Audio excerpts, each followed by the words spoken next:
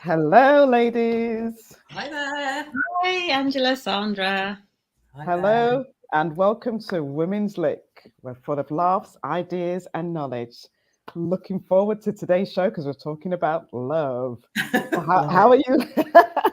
I've even got my love heart on my jacket. Have you seen that? Oh, that's so good. I've got the red on, I've got my lipstick. Beautiful ladies. Oh, I've got my fur, my little fur stole on. I've gone for the sensual look here. Love Ooh. it. Love it.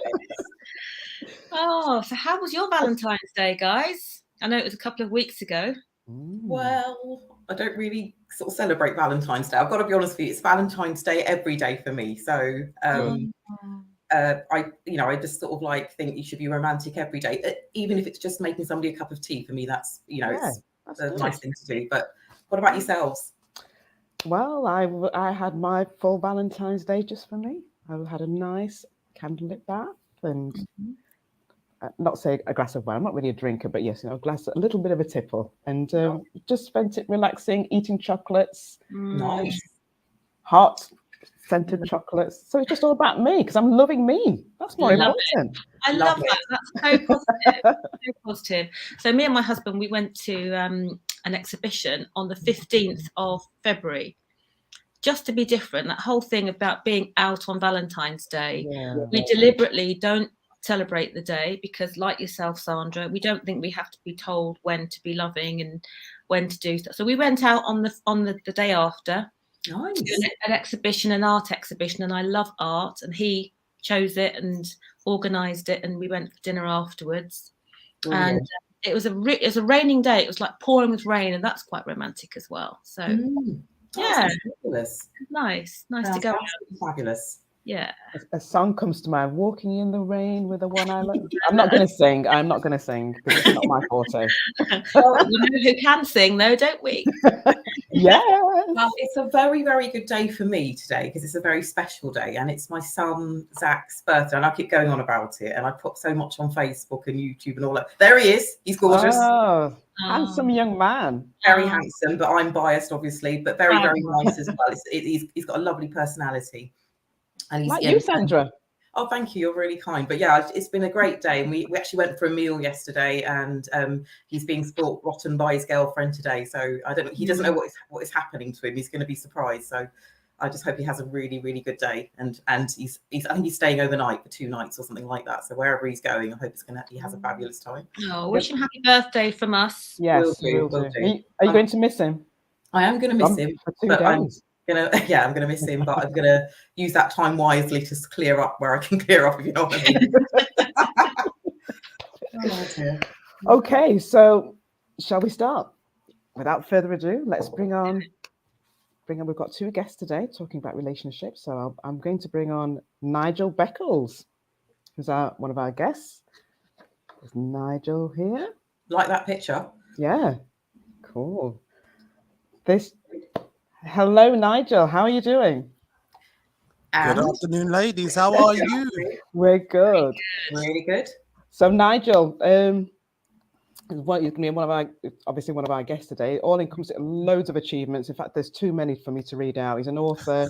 He's written a book, How to Avoid Making Big Relationship Mistakes, which is, I think, what we all need to know. Certified relationship coach, a speaker, workshop facilitator, relationship specialist. I could go on, but take a breath. Yes. And well, our other amazing guest is a lovely lady. She's known as the Queen of Inspirational Speaking and Presenting. She's a mentor, author. Oh, she's gorgeous. Radio and TV presenter. Let's welcome Yvonne Michelle to Women's LIK. And she's looking really good today, by the way. Hi, Michelle. Hi, everybody. Hi. Hi there. Rocking that lipstick. Yes, love it. There it goes across the screen. Every time it pops up, I jump almost. But yeah, it's great. Look at it. That's the woman. She's amazing. Yes, so we'll be talking to both of you a little bit more. But let me kick off with Nigel first of all. So Nigel, all these accolades I've just talked about and the things that you've done so far in your career. You were for 10 years a radio presenter on Choice FM. So how did you transition from becoming a radio DJ into becoming a relationship coach? Because they're kind of there's some kind of similarities, but yeah, it just feels like a massive leap. So tell us a little bit more about that. Well, for some reason, throughout my life, people have always gravitated towards me for relationship advice. So, in effect, I was doing it unofficially anyway, even before I started DJing, even before I joined Choice FM, etc. But after that phase of my life ended, I thought I'd like to write a book, because I've always been a bookworm. I'm a book lover. So I thought, well, why don't I just write a book and everything will be in one place? However, it wasn't quite that straightforward, because when you're looking at the subject of relationships, it's, well, how far down the rabbit hole do you want to go? And I went down the rabbit hole very deeply. So the book took me 5 years of research. I didn't expect it to take that long, but you find something out, then you find out something else, and it just went on and on. So the final book is 397 pages, 24 chapters. And it kind of starts off, the first part is more about self-development, self-esteem, healthy boundaries, those type of things. And then the second part of the book gets into the kind of nitty-gritty mechanics, as I call it, of our relationship. Oh, okay. Great. Sounds good. So, yeah, sounds good. I don't know, Sandra, would you like to? I'm looking forward to reading that. I've got to be honest with you. And I'm a person who loves to read myself. But with Yvonne, I need to start with you as well, because obviously we're talking about love, we're talking about relationships. And as a result of the pandemic, you created a show on YouTube. Tell us about it and why you decided to start this show. Okay, so at the beginning of the pandemic, you may remember Boris Johnson making all of these announcements about what we could and couldn't do. And I was an empty nester. My daughter was away at university, and so and single at the time. And so I suddenly thought, well, hold on a minute. How is this going to impact single people, empty nesters, people who are just living alone, not necessarily single, but living alone? Because the thing was, if you were in a relationship but lived separately, you had to stay separate. And so I was just like, I got annoyed, and I had a bit of a rant, have to admit. So I got on social media and I was just going on and on and on. And I was talking about, how can they man this? Are they going to send out, can I say it on the Sunday morning? But I was like, can they send out the Pum Pum police to navigate, this thing? This is what I was saying. So people were gravitating to what I was saying, and were like, yeah. And so what I said, because I was talking before the watershed, I said, I'll be back at 10 after dark, and we'll have a conversation. And loads of people just came, married people, single people, all types of people. And so we started this like meetup group online. And it was like 4 o'clock in the morning. We were still talking, putting the world to rights and all of this. And then I realized that I couldn't sustain that. And so we were on Zoom, and it was like, okay, we'll meet here this day, this time, for this amount of hours. And then more people started to come and watch. And so then I thought, I might have something here. And then I was interviewed by someone, and they said, would you like to do this on our platform too? So I said, okay.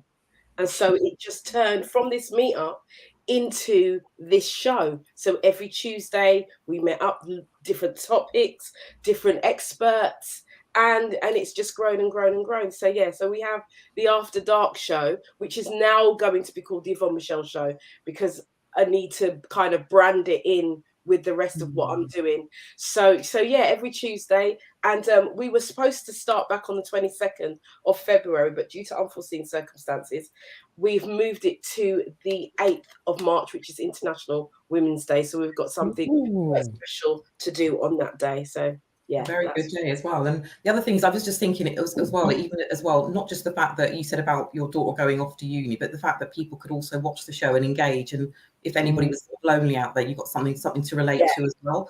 Absolutely. We found so many lonely people, and they were like, can we just join? Can we be a part of the show? And I'm like, absolutely. So we have a panel as well of different people from all walks of life. So they're involved in the show as well. They get to put their opinions across. We have a Red Letter Tuesday where people write in with their relationship problems. It's just gone from one thing to another, and it's just like, okay, let's just go with this and see, you know, where it ends. And as long as it's helping people, that is the main thing. And I get letters in all the time, emails and stuff, how much the show has helped in their relationship. So yeah, it's all good. It's Yvonne, I love the fact that you said you were an empty nester and you were single at the time. Yeah, So I heard that as well. And taking your own advice somewhere down the line. But just going back to you for a bit, Nigel. You said at the beginning of your book, you talked about you started off with self-esteem and self-worth, and that's kind of where relationships have to start, as Angela knows, going back to looking after and loving yourself. You know, that's where it all starts, isn't it? You can't love someone else if you don't love yourself, love or like yourself. And it just got me to thinking about, especially as a parent and you've got young people growing up and exploring relationships, what if they're not sure about themselves, they're not happy in themselves? Or what about in our community if we're gay or queer or have another sort of sexuality? How does that work? I mean, it's complicated enough, isn't it? If you're cis or heterosexual, but you know, I come across youngsters who have different types of sexuality, and I wanted to ask you, you know, is that in your book? You know, have you got thoughts on that? That's a lot to unpack. I don't delve into sexuality in my book. I'm heterosexual, and I think heterosexuals have enough challenges. Obviously, if you're bisexual, etc., you're going to have more challenges. But in terms of self-esteem, for me, self-esteem begins with healthy personal boundaries. Because if you don't have healthy personal boundaries, there are certain people in this world who are going to run over you like a truck. And there's an old saying that I believe in, which is what you allow is what will continue.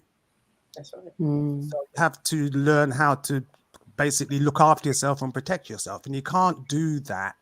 And you can't build healthy self-esteem if you've got poor personal boundaries. It's not going to work. Yeah. The other thing I've noticed is that a lot of people who've got poor personal boundaries or low self-esteem, some of them go into the relationships for unpaid therapy, to be quite honest. Some people, they don't want to do the work on themselves, so they'll go into a relationship hoping consciously or subconsciously that their partner is going to heal their emotional baggage. So the other thing you hear a lot is people saying, well, everyone's got emotional baggage, which is true to an extent, but how much is it?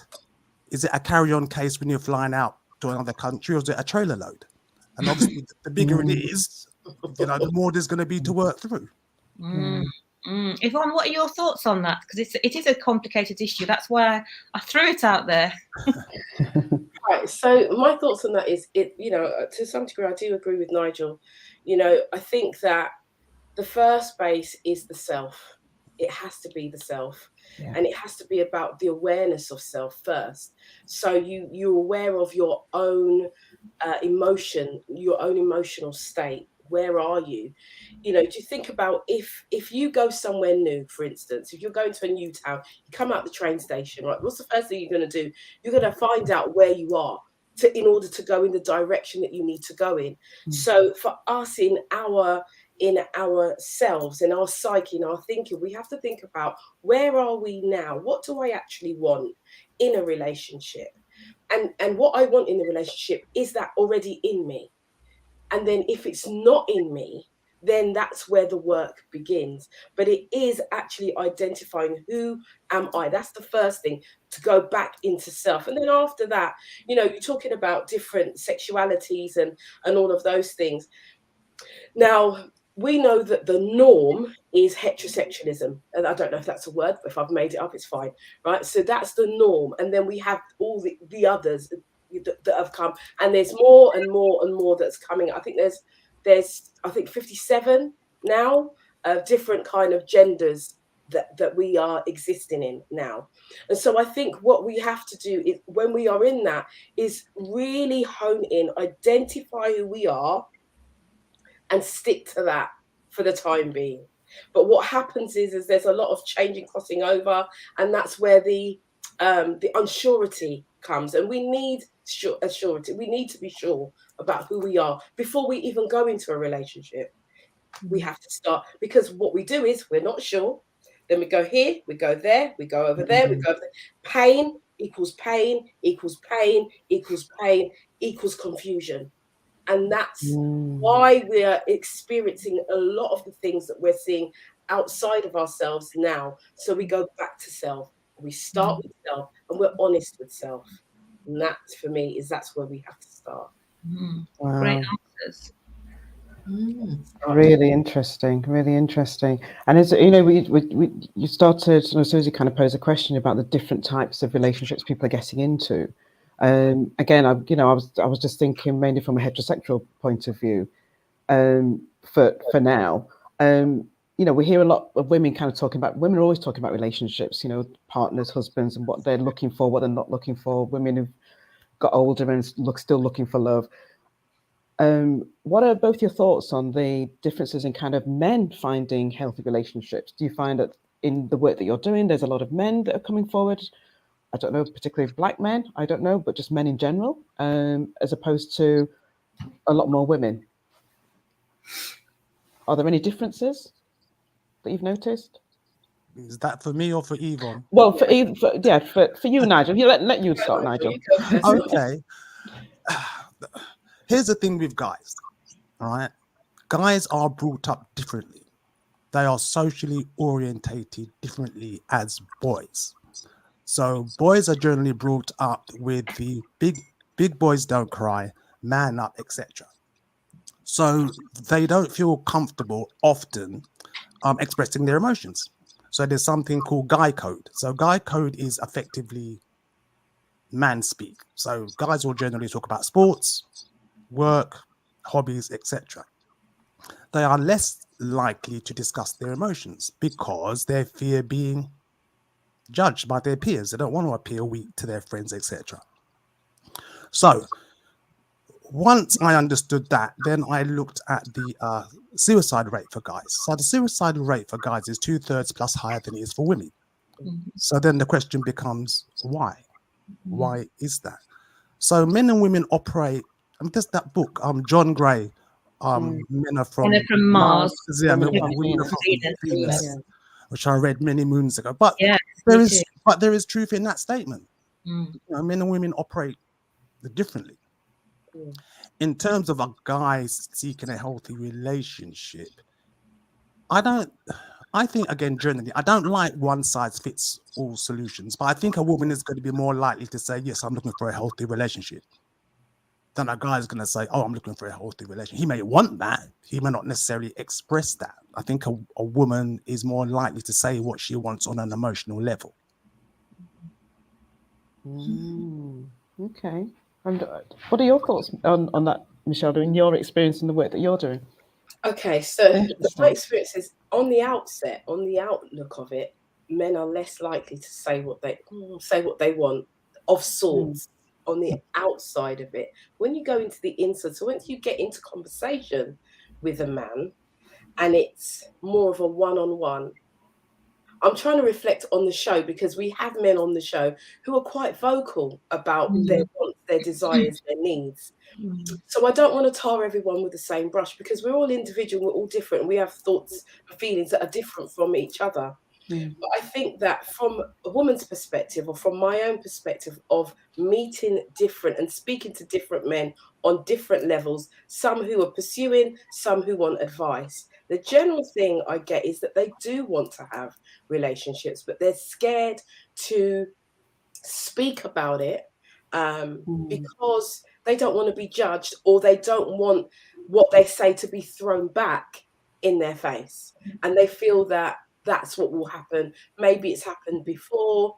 But I generally think that both men and women do want to come together, but our language pattern is different. So when the man approaches to when the woman approaches, they have to, and this is where love languages come into play. They have to kind of navigate and make sure that they are intertwined and they are actually connecting.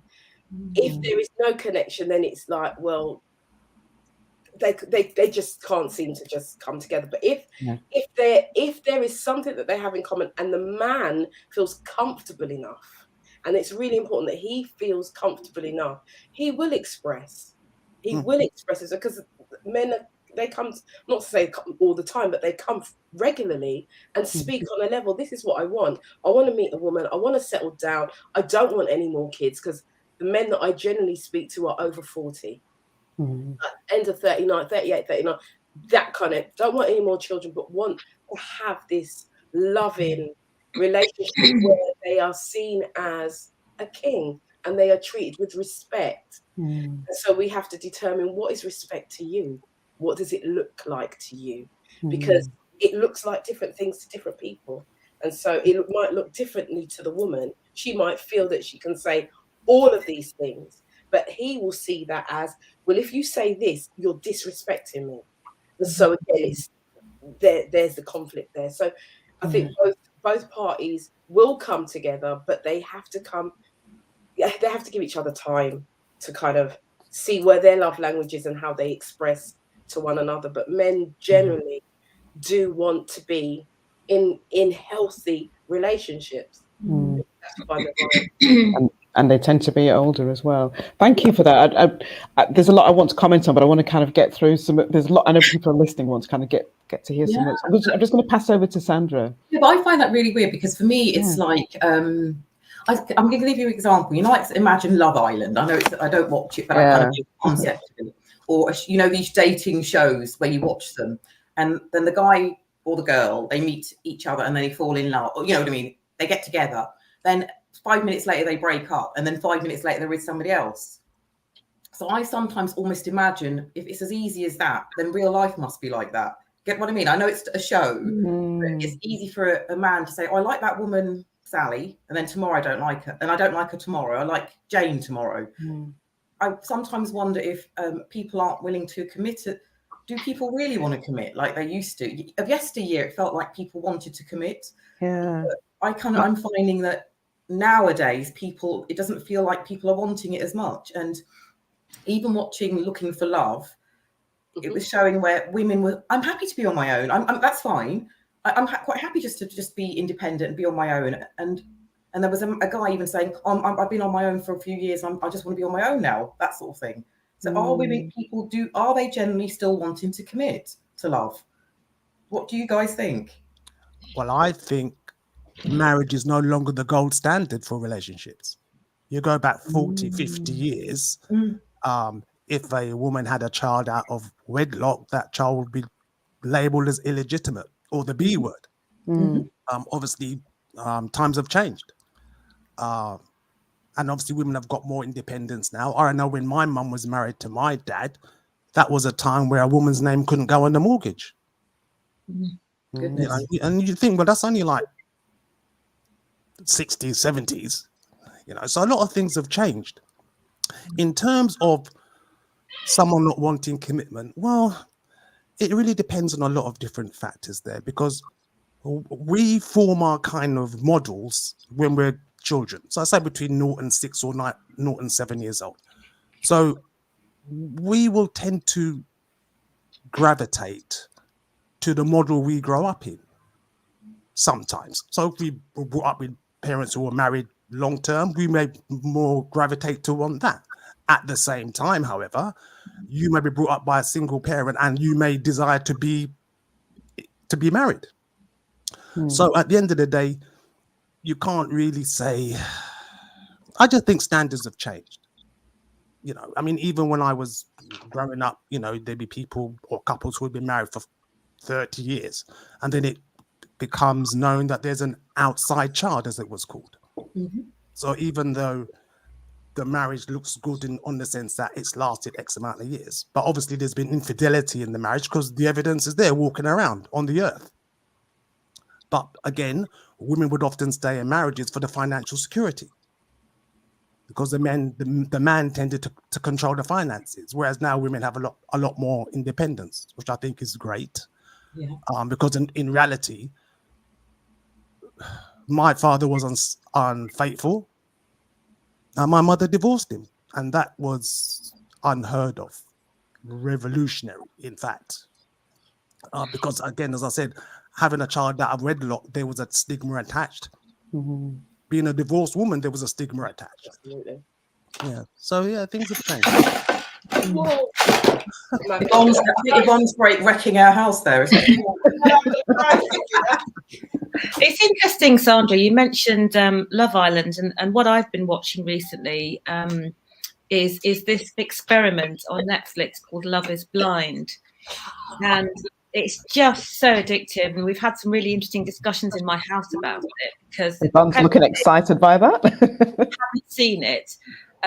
All the couples go there wanting to form a relationship, and they build a bond over just talking and asking questions, but completely sight unseen. That they can't see the other person, so they just get to know them by their voice and their mannerisms and their sense of humor and just that emotional connection. And I think it was fascinating to see that people were saying, the men were saying that, you know, really talking openly to each other about their feelings and about their emotional feelings, and there were tears and really strong emotional connections built up. So that shows me that even though men tend to, you know, generalizing, not have that kind of fluency when talking about their feelings, it depends on the setting and it depends on what situation they're in, because this whole sort of football culture and man code, what kind of goes on behind it is a little bit more about what's going on, you know, how's the things at home, and you know, it's done in a different way. It's not quite as intense and direct as women will talk about it, but it's still there. And that's part of their kind of male bonding, and there will be some talk about relationships. But my question is, long story short, is do you think that there is too much focus and emphasis on physical appearance? Because maybe that's why, Sandra, in Love Island, it's like a conveyor belt, because all they're falling in love with is the exterior. So what are your thoughts, Yvonne, on us being a kind of very much, you know, a Tinder swiping society, and all we've got is the next attractive person? If that didn't work, next. Well, the next culture, it very much exists. I think with these TV programs, especially with this Love is Blind, I think there is something in it when you are having a conversation and getting to know that person without actually physically seeing them. And the reason why I say that is because of the clients that I have and how I instruct them how to date. So then obviously we're in an online culture now. We could only do things online. And so rather than the you know, you can do the FaceTime, you can see the person, and it's good to see their expressions. But sometimes it's just good to just have a open conversation and just talk and keep talking. Because in the beginning of any relationship, this is the fact of the matter. In any relationship that's new, you will always bring the representative of who you are. Yeah. You're not actually bringing the real you, because what you want to do is impress the person. You want them to like you. You want them to spend time with you. So you are on your best behavior. And so, but after a while, each person starts to relax, and then because you can only be that representative for a certain amount of time. And then you start to show who you really are, what your real values are, what your real vision is, you know, all of those things of who you are, your personality, the things that you think about all the time, the person that makes you, it starts to come out, because you can only pretend for a certain amount of time. So these things they do work, and I've seen it work. I've seen it work in my own dating. I've seen that work, and I'm like, okay, that person is a no. Before you even get that connected, or that meeting, or where you want to touch the hand, or you want to feel the embrace, or the cuddle, or all of, before any of that starts, it's good to have a conversation, because you actually get to know who that person is at their core. And then you can start with that. Unfortunately, if you're not physically attracted to them, well, I don't know what to do about that. But you know, because it can happen. Hopefully, in most case scenario, is that you've actually connected with that person on a higher level than just the facade of you look good, you look good, you know. Those things. I like you saying that. I've got to say that when I was younger and I went out with very, very good looking guys, I was very vain, and there were things that if I didn't like what shoes you were wearing. I'm sorry, guys, who was watching this. I'm with you on that, Sandra. I would jump the guy if he had some espadrilles and a pair of socks on, and I did actually do that. So I do apologise for anybody who's watching. That was my vanity, and I'm apologetic about that. And the other thing was this: I was finding guys that were bad. Bad mans. I was going out with guys that had an evil streak. I liked that. There was a sort of quality, perhaps coming from my dad. I was looking at guys that were a bit like my dad. Not to say that you know what I mean. He was a hard guy, and is sort of a hardened guy. And I was looking at guys that were like my dad, and it wasn't working for me. And that's what I know. So, but I was looking at very good-looking guys that hadn't absolutely. It wasn't going to work. You know, it wasn't going to work because they didn't. We weren't going to get together. We weren't going to gel. But I was looking at the wrong thing, and it's about everything, the bigger picture of all of it. So I agree with what you're saying there. But may I ask you very quickly, Yvonne, about your retreats? What happens? You sort of had these retreats. What happens on those retreats? Tell us about that. So the retreats, they are retreats. So it's a relationship retreat where you find out about relationships. So we had one in October, and we had different speakers talking about different aspects of relationships. But the fundamental part of the retreat, it always comes back to self. It always does. And taking responsibility for yourself, taking responsibility for your actions, taking responsibility for the things that you say, taking responsibility for the person that you choose. Because I hear a lot of clients say, oh, he did this, or she did that, or or the other. But actually, you have to take responsibility because that's the person you chose. Hello. So let's take it right back to self, and let's see where, oh, he did this, but did you not see that coming? Oh, well, there was something. It's like one of the clients said, oh, my boyfriend deceived me about his finances. And she kept going. So I said, so was it about the money? Well, no, it wasn't. And did you not see that there was an issue in his finances before you was ready to go and buy the house? And she was like, yeah. And I said, okay, let's go back there. Let's leave the boyfriend with the finance. And let's go back to the moment when you knew. Because you just dismissed it. And then you went on and on and on and on for this about a period of time. And now you want to get upset. No. Take responsibility for what you've chosen. Because you chose it. No one else chose it. You did. And you wanted to believe the lie, so you did. I totally agree with that. I mean, in business, there's something called due diligence, which might sound a little cold when you're applying it to dating or relationships, but it's true. I mean, if you look at Steve Harvey's book, Act Like a Man. Yeah. So it's like, he advocates a 90-day probation period. It's like going for when you go for a new job, you don't just get the job permanently, do you? You've got to kind of prove yourself.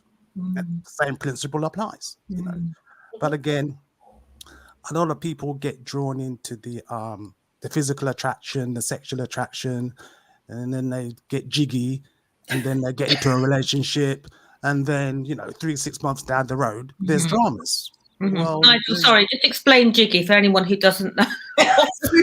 Stop it. Sexual interaction. Pretending to make babies. So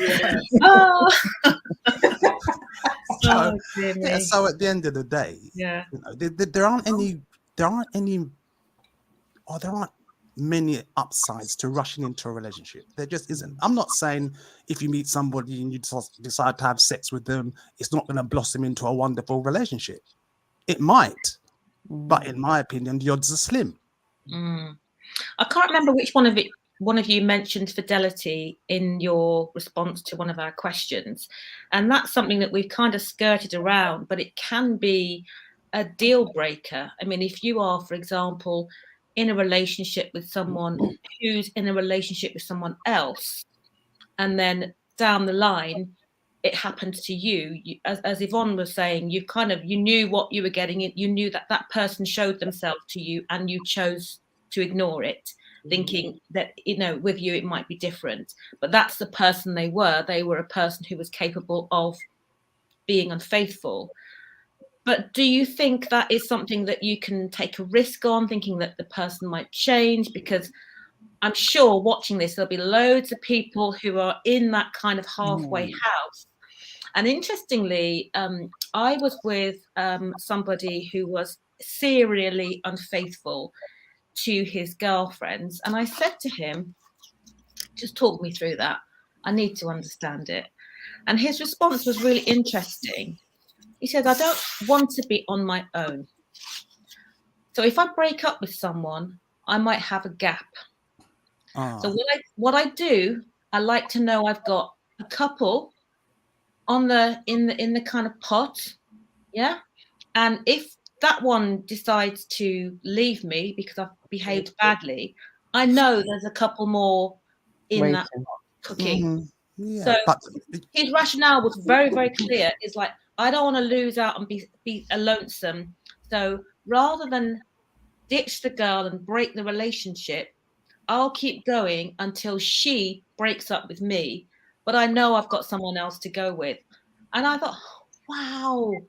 Yeah, but there's a word for that. It's called codependency.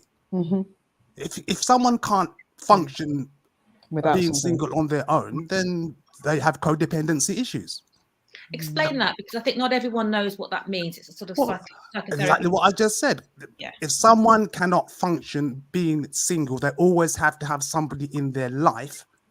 By definition, they are codependent, because effectively they're not an independent individual. They can't function without somebody else. And that's dangerous territory to be in. Now, a guy can be codependent, just like a woman can be codependent. It's just a little bit more risky for a woman, because women who have got codependent issues are more likely to stay with an abusive partner, because they don't want to leave, but they're not going to swap. They're not going to be swapping partners like a player. They will remain faithful to that person, even though that person's abusing them. Or they may be scared of being on their own. Yeah, but there's a whole other dynamics going on. If you're looking at an abusive relationship, that's a whole different dynamic to a healthy relationship. Whole different ball game. Because the abuser will use certain tactics to keep the victim in that situation. And I like what Yvonne said about representative, because that's a line from a Chris Rock stand-up, actually, which I often use myself. You know, the first year, when you're dating someone, you're not meeting the real them. You're meeting their representative. And that also reminded me of abusers, because when you meet an abuser, say you're dating, you meet an abuser. Abusers are often very charming and charismatic. So you're meeting their representative. It's only when you get in, when you're financially, emotionally, time invested, then the mask starts to come off. And as I always say, it's easy to get into relationships. If you get into an abusive relationship, getting out can be difficult. Some women don't get out at all. And I was just going to say, just following up what you were saying, Nigel, is going back to what Yvonne was saying. It's all about self. If you're not comfortable and happy and done the work on yourself, then how are you going to be presenting yourself to an intended person that you actually want to be with? If you're not steady in yourself, within yourself, you will attract, you know, where you are and what you will attract who you are at that time as well. Well, you know, I'll go back to what Yvonne said, in the sense that you have to know yourself. You have to know yourself, you know. And as I say, you know, there are a lot of people out there looking for unpaid therapy. In my book, actually, I've got a chapter called Relationship Patterns, which talks about why certain people go through. It's the same cycle over and over again. So, and the other issue is some people don't just give themselves time to heal. So instead of healing from the previous relationship, and as Yvonne said, take responsibility for their part in the situation, they're on to the next person. In olden days, we'd call that the rebound. So you don't give yourself time to kind of heal and work out, well, why did that happen? It's like having a self-inventory. It's like checking yourself out. Some people don't like to do that, but then they want to blame everybody else except looking at themselves. Absolutely. You saying that, I've got a friend who's trying to meet somebody, who's looking to meet someone, and has gone out on many dates, and sometimes, you know, that person might tell me something, and I'm like, straight away, kick him to the curb. No, kick him to the curb. That's not the man. Kick him to the curb. He's not right. And because of something the person has said, obviously it's her choice, not mine, but it's my feelings, as opposed to if she decides to go out with him, that's up to her. But she might have had one date, and then I'm like, no, what did you say? No, he's not the right person. You just told me this. No, walk away now. That's what I sort of kind of say. But are there any dating red flags? Like, are there top dating red flags that either one of you would like to tell me? Like, Nigel, what do you think dating, you know, like that we should look out for? Well, control for a start. Yeah. If someone's controlling, that's a big red flag. Because if you look at the dynamics of abusive relationships, fundamentally, they're about power and control. That's what the abuser wants. So they've got different tactics of how they go about that. But control for me is a big one. Another one would be interruption. If they're constantly interrupting you, because again, that links back to control, because they don't want you to express yourself. Obviously, short temper. That's another big red flag. If you go out for a meal and they're rude to the staff, that might seem like a benign red flag, but if they're going to speak to people who are providing them a service in a horrible way, well, eventually they're going to be talking to you like that. It's just a matter of time. Yeah, Nigel touched on some good things there, actually. I just want to bring it back to the control thing, because all of them come under the heading of control. The thing is, with red flags, they can be so subtle, and I think we need to kind of just delve into that a little bit. It can be as subtle as, I've met you, I like you, and if you've met on a dating site, this is a real good one. I've met you, I like you, I want you to come off the dating site now. And I've just met you. So to that person who's reciprocating and hearing that, it's like, oh, he wants me. They've chosen me. But actually, there's an undertone to that. There is a real undertone to that, because you haven't actually got to know that person yet, but that person's already put in that controlling behavior straight away. I want you to come off. Why would you, you have to start questioning, well, why would that person say that? What is going on with that person? So control can become in a very subtly that you may not see. And so sometimes women and men are like, oh, I just didn't see that. But actually it was right there, black and white in your face. So subtle. So, you know, for those people who are listening, I just want them to think about that. If you are online dating and you meet someone and straight away they're saying, I want you to come off, just take a step back a moment. Take a step back. I'm not saying don't talk to them, but just don't do anything. Just see how they carry on and be aware of other people's behaviors. Because, you know, people will always show you who they are, you know, they will. You just need to give them time. So yeah, there's a lots of dating things, things that go on in dating that are red flags.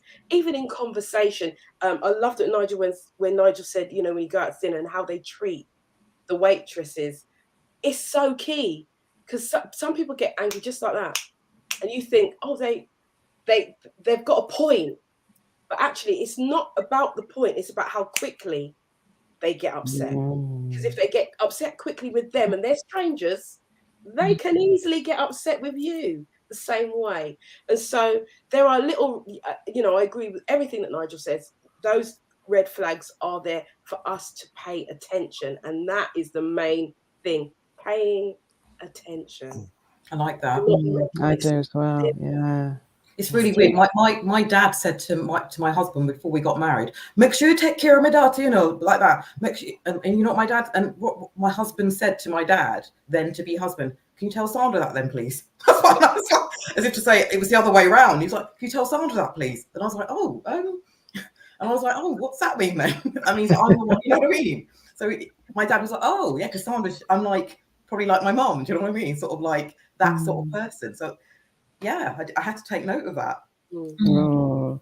I just wanted to just quickly, just briefly for both of you, for those people who don't want, I'm not really into, the online kind of Tinders and swiping left and right. But since social media's kind of like gone off big time, that seems to be the main, and this is just my judgment, the main way of kind of meeting somebody. No, that's correct. To get into a relationship. No, But what if you don't want to kind of like do that? Trying to meet someone in a traditional way, like not meeting them down the pub or just going into, what would you advise to those kind of people? Well, in my book, I've got a whole chapter about online dating, etc. But online dating is the biggest method in the world of meeting somebody new. That's why you've got Tinder. I don't know if you watched the Tinder Swindler on Netflix. Yeah. I haven't watched it yet. But that was highly interesting. But what I noticed is more mature women, especially more mature Black women, tend to be resistant to the idea of online dating. How did you guess? I've spoken to women about it. Some feel like it makes them look desperate, etc., etc. But there's nothing wrong with online dating. It's just like when you're dating in real life, you have to pay attention. It's as simple as that. If you're going to put on your dating profile, looking for love, or looking for my soulmate, well, a relationship predator is going to look at that profile and say, yeah, ripe for the picking. Ripe. Because you're showing vulnerability. So there's nothing wrong with online dating at all. I just think to me, it's more of a generational thing. And obviously it's working because you just look at the stats. You look at the stats for online dating, it's through the charts. I'm not saying that, if you went out to a nightclub and met somebody and you're single and you like them and you find them attractive, but there's still risks inherent in that. Because going back to what Yvonne said, if you're not paying attention to any potential red flags, you're still going to end up in the doo-doo anyway, as far as relationship-wise, because you're not paying attention. So it doesn't really matter what forum you're using. The mantra is pay attention. I'm sorry, I'm just writing my little book of Nigel-isms. Jiggy. Jiggy. You're looking, Nigel, I've got to ask you about your Looking for Love film. What's been the reaction to that film? Because obviously there are a lot of sort of famous people in there. Are people learning by that? I hope so. It's won awards. So I would hope so. I think yes, I'm in it, but it's very comprehensive. It covers relationships from various points of view, So I think it's brilliant personally. At 2 hours, it is a long watch, but it doesn't feel like a long watch. No, it's interesting. But may I ask, sorry, someone's put a question up, Claude, saying, when do you exchange numbers? Could you both tell? Because I've got things like that. When do you exchange numbers? Where do you go on your first date? Those sort of things. So Yvonne, when do you exchange numbers? I think if you're on a dating site and you're talking backwards and forth, I think you can exchange numbers, but I think you can do that quite early, but make it very clear as to why you're exchanging numbers.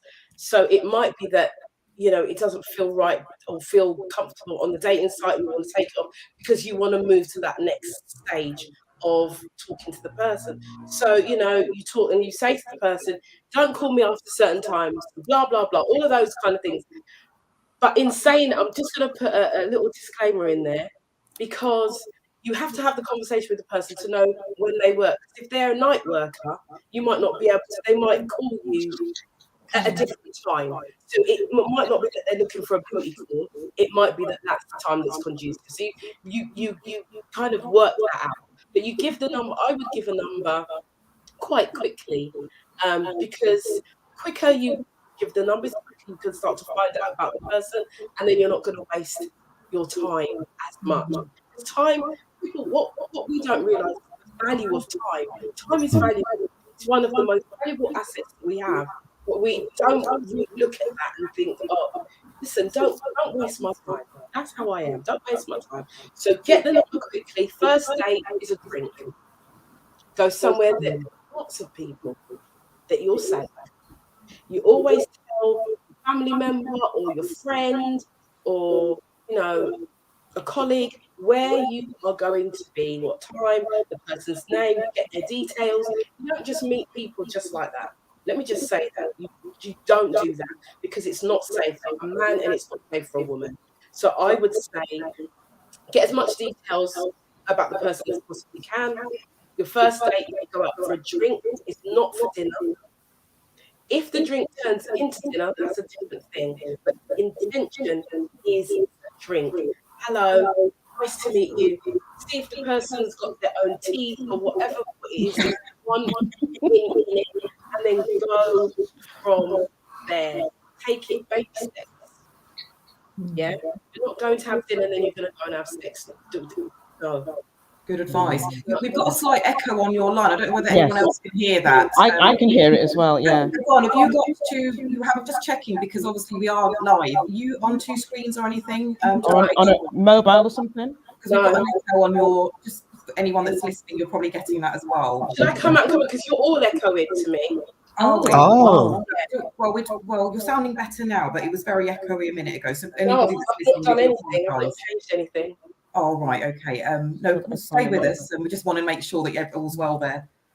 Well, someone's just got having their own teeth. Somebody's saying they love the teeth. Yeah, it's always good to have teeth if you're going on a date, isn't it? Could I just ask another quick question as well? Was about back in the days. I'm not sure if this is a statement that's still current now. Is about I'm not in a relationship. We're just kind of like, well, we were together for a while, and now we're kind of like, I like having sex with him. I like having sex with her. So we're just friends with benefits. I just heard someone whistle then. Maybe the sex is good and it's hot, but this whole thing about friends with benefits, that's just, it brings up different connotations, certainly for me. And I don't know whether Nigel's got a little line for that as well. But yeah, friends with benefits. What are your thoughts on that kind of relationship? Which is why my book took me 5 years. Got a whole chapter on friends with benefits. Whole chapter. Busy man. Can we just share a few kind of really pertinent tips? Well, here's the thing. It's kind of like science biology. So women have a hormone called oxytocin, which is known as the cuddle hormone. Both genders have that hormone, but women have more. It's called the cuddle drug because that's what makes people bond together. So when you touch hands, or if a mother's breastfeeding their child, or a woman has an orgasm, she produces this oxytocin. Men don't have it so much. So I always caution women to say, well, if you want to, we're all big people, consenting adults. If you want to go down that road, fine, but just be aware of the risk that you will probably get more emotionally involved than the guy. A guy can just do his things and he's off. He's not gotten any emotional, investment as such. For women, it's different. So can it work? Yes. If both people are honest, because what happens with friends with benefits sometimes, one party will assume it's exclusive when it's not. Then are you practicing safe sex? Because if you're not, and you think it's exclusive and it's not exclusive and they're sleeping with somebody else, they're going to might bring something back to you called an STD, right? So it can work for convenience sake, but again, everyone's different. Some people quite happy to do that. Others know they want a solid relationship. But then the other thing that I found interesting when I was researching my book, something I coined FWB by default. So what that means is you've been in a relationship, the relationship is now over, but you're still continuing to have sex, hoping perhaps that you can rekindle the relationship that way. Or it may be the case that you're still emotionally invested, or both. So then you could end up with an ex-partner, but still engaging in sexual relations, whereas the ex-partner may be off doing other things with other people. So it is a risky strategy in some respects, but in other respects, you've got to look at it and say, well, we're all big people. We make choices, but we should make informed choices. What about this thing? I've got it very quickly. I know we're running out of time, but I know people who are what they call polyamorous. I don't know if you guys have heard of this. So the people are in relationships. They both, the man and the woman, both have partners, and they're allowed to go out and sleep with other people, and they've made that agreement. But if they're happy with that, isn't that? I'm not saying okay. I'm not saying there's anything wrong with it. To each their own. Isn't that all right then? So, Well, you know what I I mean? was on a program with a poly, I'll get my tongue around the word, but a lady who does that. But what I understood from that discussion, there are different levels to it. So it's not always about sex. It might be just I've got a friend of the opposite sex who I'm very close with, but there's no sexual activity involved in that. So there's different levels to it. So that was my understanding anyway. It's not always necessarily about sex. Like the sexual side. Okay. It's about relationships. It's about having a relationship. And most of the case scenarios, sex is involved in those relationships. I mean, that's a whole different, that's a show in itself. So, but I do want to go back to, if I could just quickly go back to the friends with benefits. It doesn't work long term, in my opinion. It will work short term because 1 out of the 2 will always want more, one of them. And then the other one won't be able to give it. So for me, and I say this to my clients, if you want to go and do it, I give it 6 months tops, because one of you is going to want more, or one of you is going to get hurt. So if you want to be the hurt one, go ahead and do that. It's up to you. Might not be the hurt one. But yeah, this it's a new terminology called singlish. English. Put that one down, Susie, on your list. Single. I love it. That's Yvonne's, not Nigel's. We are getting close to time. Can I ask you both what your future plans are? Yvonne, what are your future plans in terms of, you know, relationship issues and whatever you're doing? What have you got going for the future? What I've got a new program coming out. I have some free training as well on relationships. I've got 2 free trainings. One is about love languages, and the other one is how to find the love of your life. Yes, and that's a free training. I'm doing lots more. The show's coming out. I've got our retreat is coming back on the 21st of May, so another live event. So we're looking for lots and lots of single people to come and enjoy it and get some knowledge and how to date and learn and even come together and maybe find love. Meet on the retreat.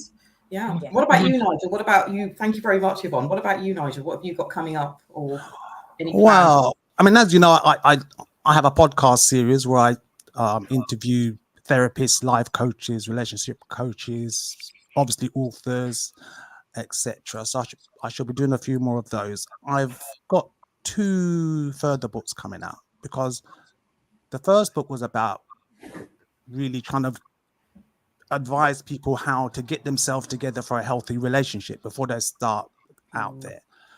So I've done another 2 book drafts. So one is about abusive relationships, which is called How to Avoid Abusive Relationships. And then the other one is called Exposing the Narcissist in Relationships, because narcissism is one of my topics. So that's what I'm hoping to do this year. I'm not doing any more. I mean, last year what did I do last year course wise? Psychology of Relationships diploma, and I done dealing with narcissism diploma. So I've done those last year. So I might do one more actually. I'm tempted to do a counseling course, because effectively, you see,